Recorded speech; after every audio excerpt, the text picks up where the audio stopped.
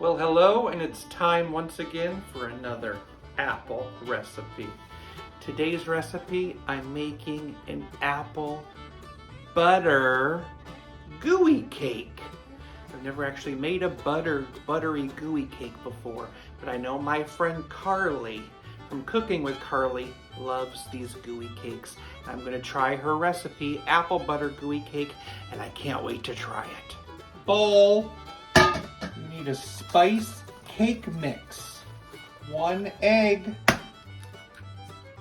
Okay, it's called an apple butter gooey butter cake. It's called a gooey butter cake because it contains 2 sticks of butter. I'm putting 1 melted stick of butter in right now. Mix that all together.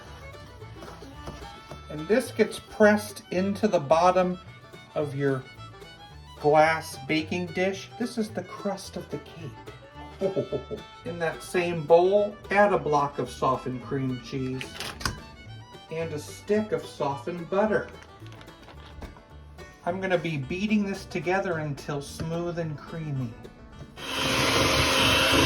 Now we add 2 cups of apple butter. I'm using my homemade whiskey apple butter I made last September. Pour that in there. 3 cups of powdered sugar. 3 eggs.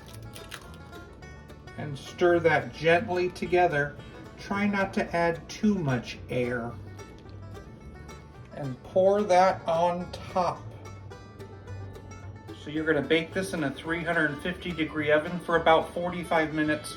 You want the outside edge to be golden and the middle just to be a little wobbly and gooey. It's out of the oven, and now allow it to cool until room temperature.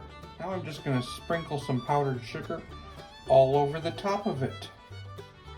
Apple butter gooey butter cake. Let's try that.